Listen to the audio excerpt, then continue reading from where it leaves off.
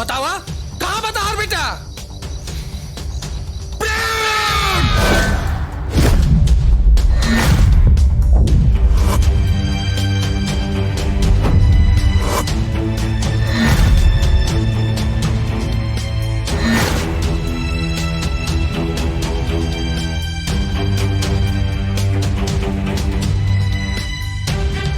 ये हमके कहाँ लेके आयल बड़ा?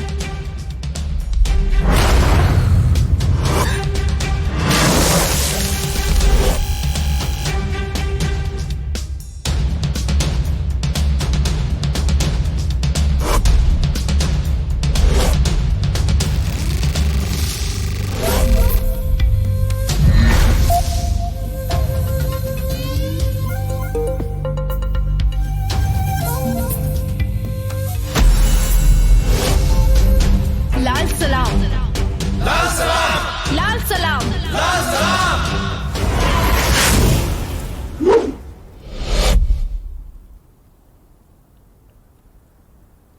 मुझे यहाँ क्यों लाया गया है? तुम्हें मोहरा बनाकर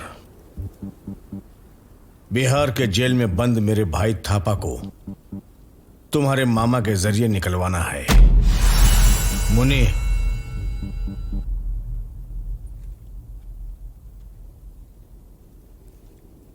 बाबा, फोन की घंटी जा रही है।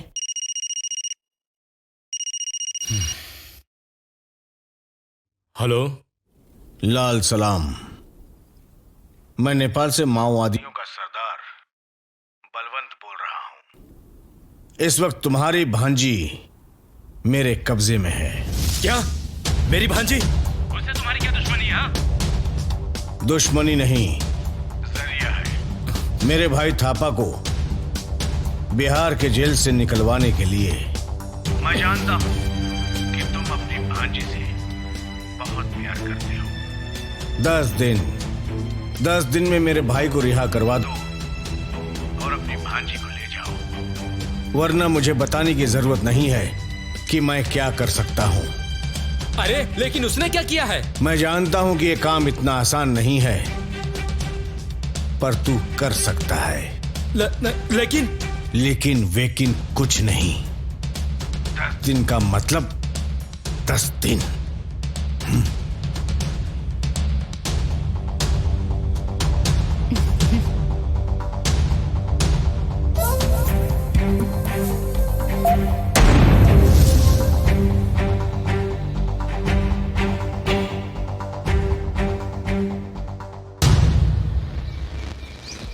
प्रेम जौन भी कैलाश वो ठीक नहीं के कैलाश।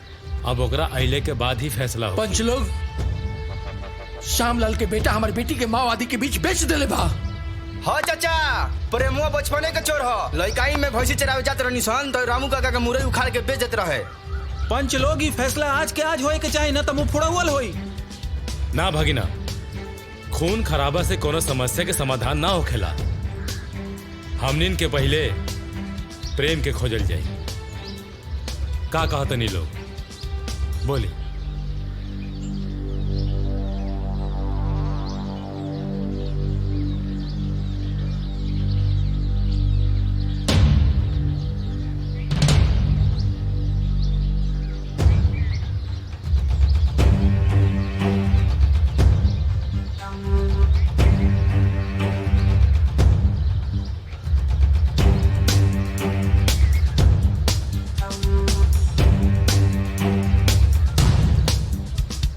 कहो बड़ो, सबके इतना चुप काहे बा? और ई पंचायत कौन बात खातिर लगल बा? तू जौन गलती के लिए बाड़ी ओकर सजा थप्पड़ नहीं है, गोली बा। श्यामलाल के बेटा मजनूगिरी कर सकेला, बाकी कौनो अपराध ना। और अगर मजनूगिरी करे के सजा गोली बा, तेरा और बेटा के सीना राउर सामने बा। अरे आज तो तोड़ा के छोड़म ना, मरे खातिर तैयार हो जो। मारे से पहले मारे के कारण बता दे। हमार बेटी के नेपाल में माओवादियन के बीच बेच देले बारे, यह कारण बा तोर मौत के। का बकवास करता नहीं? हम बकवास करता नहीं। अरे हाय ले देख,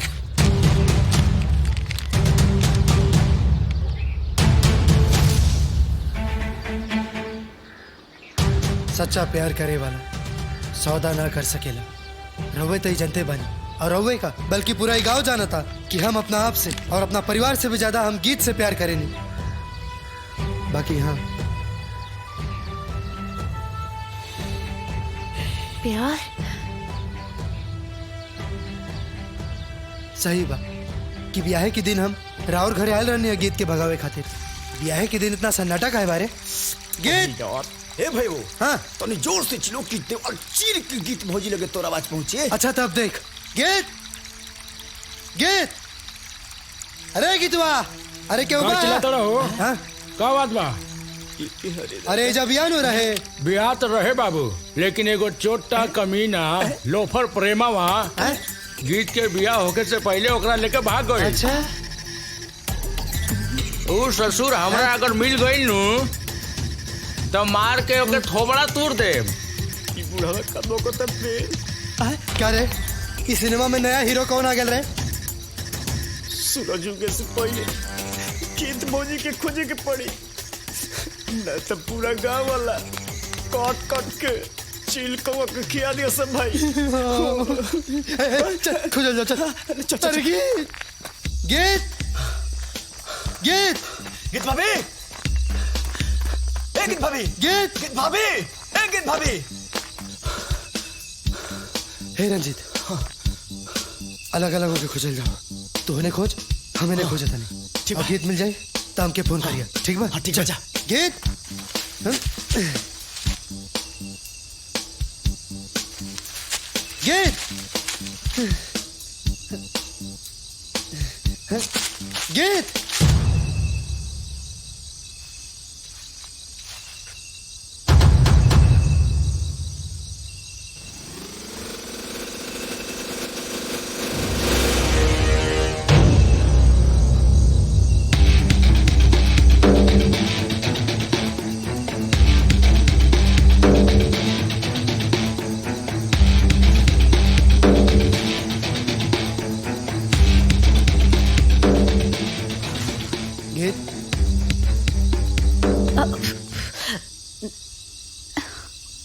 तो गीते हो ना? गीत असली हा। वो गीत घर के लोग, उनके मान मर्यादा में रहे वाली गीत। घर छोड़ के भागे के कारण प्यार,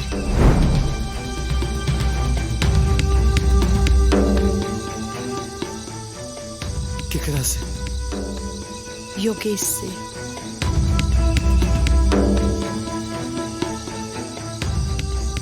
ओकरा में और हमरा में का फर्क बा? गांव के मिट्टी के घर, शहर के मकान, दीवार के भीतर घुटन की आड़, और वहां वादियों में भी मिनी स्कर्ट की आजादी। ई फर्क बा।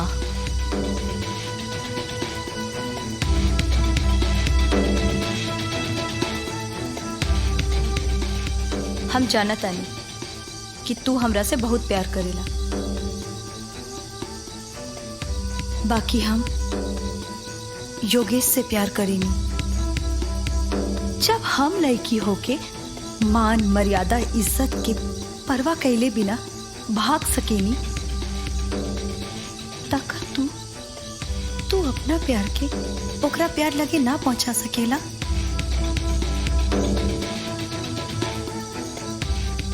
प्यार में इम्तिहान और कुर्बानी हमेशा सच्चा प्यार करे वाला के ही देवे के पड़ेला। चला इहो करके देख लेता नहीं। बतावा कहाँ मिली है तुम्हारी योगेश? काठमांडू।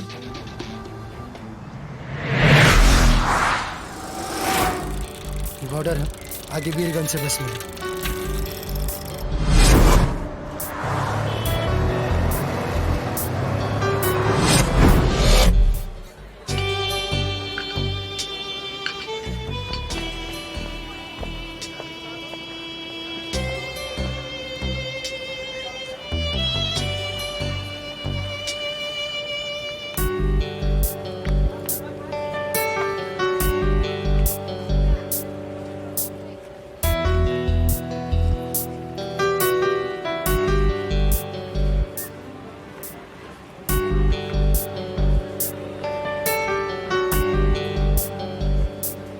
रोज रोज सिगरेट पियल स्वास्थ्य खातिर ठीक नहीं खे, ऐसे जान भी जा सकेला।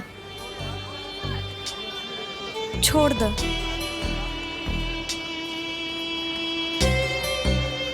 छोड़ देनी।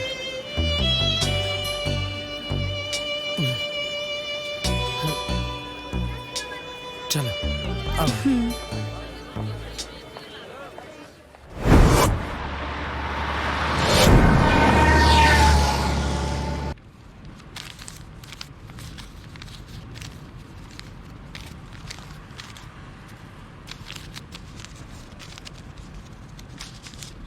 भाई भाड़ा।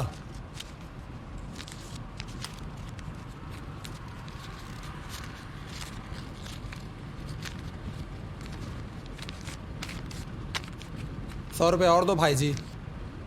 भैया अब नहीं खे का बस बच्चा के तबीयत खराब बा, एकरा के दवा करावे ले जात नहीं मालिक। अब नहीं खे हमरा लगे, जाए दी हमरा के। बस पानी से चला लगा, चला उतरा। ए ना रुको। भैया, ऐसे मत करी। अरे हमारे ए भैया, ए भैया बैठा बैठा। कितना भाई? 150 मालिक दया करी, हमरा लड़का के तबीयत बहुत खराब बा भैया। ली भैया। चलो ठीक बा। वो बहुत बड़ा एहसान अरे, करी हमरा ऊपर। कौनो बात ना भैया। बहुत बहुत धन्यवाद भैया। सब ठीक हो जाए भैया, बैठी।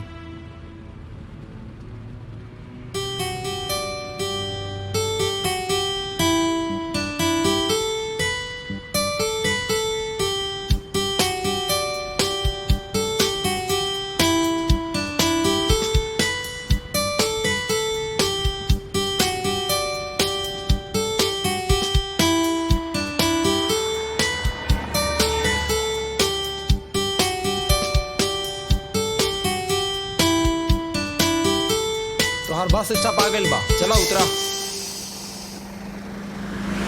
बहुत बहुत धन्यवाद भैया।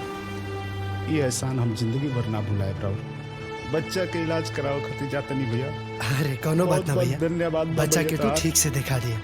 ठीक बा, जा जाता नहीं भैया। ठीक। ध्यान रखिए। खून निकाल दे कि एकरे बाद उ ऐसन गलती कबो न करे।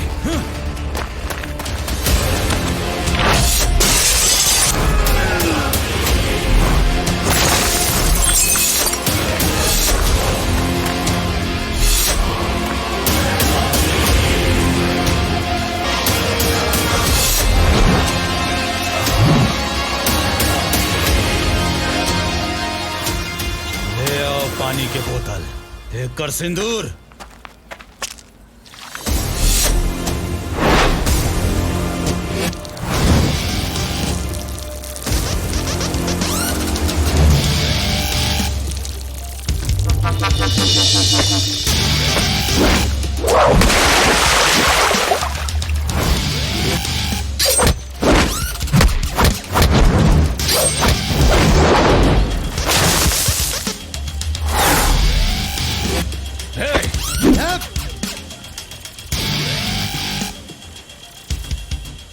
का गुनाह के ले भाई?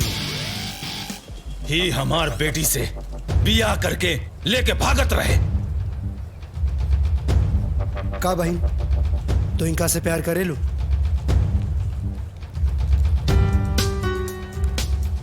प्यार गुनाह पाप ना होला, बल्कि प्यार तब भगवान के रचल ऐसन खूबसूरत एहसास है जेकरा से बढ़िया एहसास ये दुनिया में और कुछ नहीं के। प्यार अगर पाप है तो का जरूरत रहे राम जी के सबरी के जूठा वेर खैला के? अगर प्यार पाप है तो फिर कृष्ण के राधा से और रुक्मिणी के कृष्ण से भी प्यार पाप है।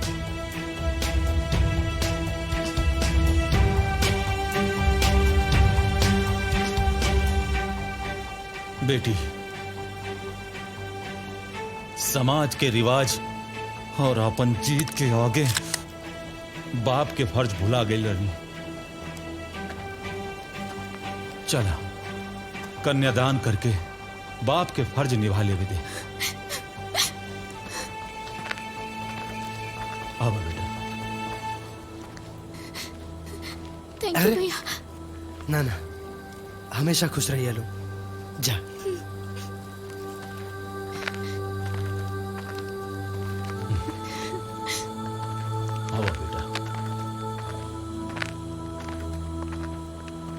चलो चलो बस में बैठो बैठो बैठो चलो चलो चलो बैठो बैठो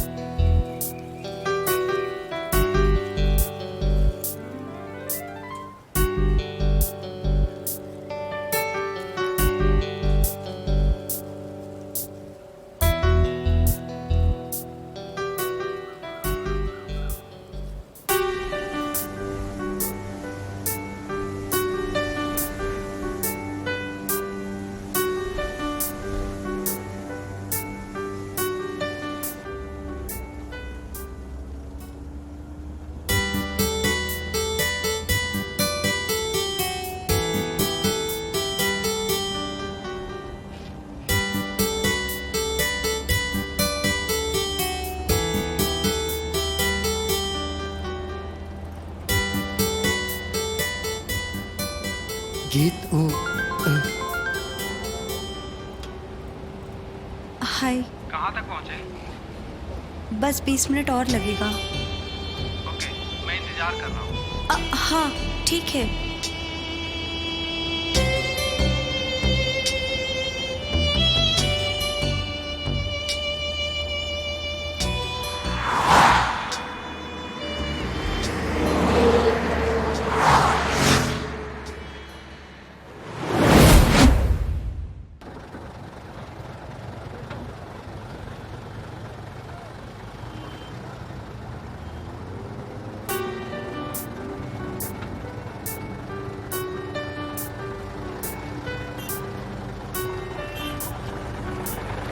चलो आओ।